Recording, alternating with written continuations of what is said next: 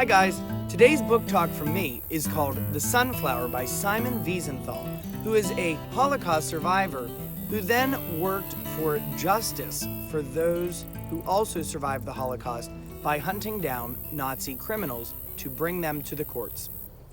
This book is about his experience in a concentration camp that he had to care for a dying Nazi soldier.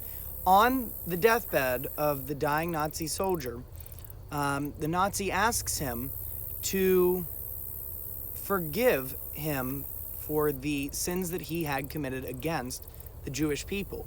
But Simon Wiesenthal is just not sure after hearing this story if he has the power to be able to forgive. Not because he personally didn't feel it, but because he didn't know if he had the authority to do so. So this book is all about hearing that experience and then being left with the choice whether or not you would forgive that Nazi soldier. I highly recommend this very challenging in terms of content read, but a pretty easy read in terms of vocabulary and sentence structure. You can find this book at both the Basore Library and through Destiny online at our high school. Enjoy! Hey guys, happy Wednesday. We are here in this beautiful sunflower field on this beautiful evening. We thought we would talk to you about some books that might have to do with sunflowers. Isn't that fun? Hey, I love historical fiction. You guys have heard me do some book talks on some historical fiction books, especially World War II. That's kind of my thing, right?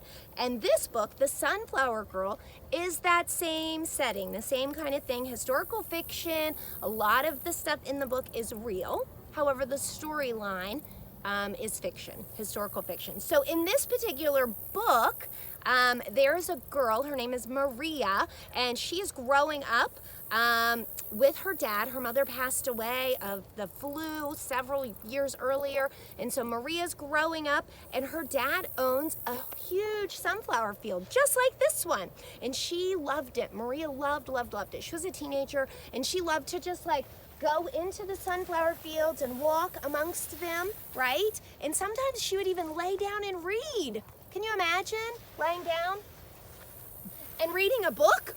That would be so fun. But one day she was reading a book, and while she was laying there just chilling, she heard something, like a person. And it was in the midst of World War II in Italy. I think I forgot to say that. And so she was kind of like, am I making things up? Did I really hear something? And so she stood up and looked around, and she didn't hear anything, and she thought, well, maybe it's just some little kid playing. So she started to walk away. And guess what?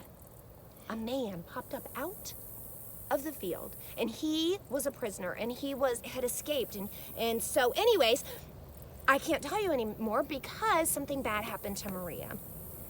And as she grew up and became a mom to herself, the sunflowers really represented pain for her, and she didn't like sunflowers anymore. And so she made her own garden, her own beautiful garden of roses, because that was healing, and she loved that. But her daughter, Annabella, found out about sunflowers and started to love sunflowers, and she didn't understand why her mom was so against sunflowers. So you'll have to read this book, find out about the choices that Annabella makes, and we'll go from there. Have a great day, guys. Hello, Gams! This is Mr. Mowry coming to you from the sunflower field here in Chambersburg on New Franklin Road. I'm going to do a book talk for you today. Sorry my book is not a sunflower themed book like Mr. Cooper and Mrs. Keller have for you, but mine is Gary Paulson's book, Brian's Winter. I really love this book. I love action adventure books, and if you've read his famous book, Hatchet, you might want to read this book. This book is pretty neat because many students, even adults, read his book, Hatchet, and they did not like the ending, so they wrote him letters. He got up to 200 letters a day from readers who were disappointed in his ending. So to satisfy those readers, he wrote this book. So this is an alternative ending to Hatchet. Now Hatchet is when a young teenage boy, Brian, he's in an airplane crash. Okay, the pilot has a medical emergency and dies, but Brian, he crashes in the plane, he survives, and he has to live alone in the wilderness until he's rescued. Now this book is the alternative ending, and this has Brian trying to survive through winter up in Canada, which would be a harsh time. So this is a great book. If you like those survivor stories, this book is for you. You can find it just like Mr. Cooper's book. You can find it at Basore Library, also in Gam's library, and it is probably even in some of your reading zone in your homeroom libraries as well. So have a great day, and I'll talk to you later.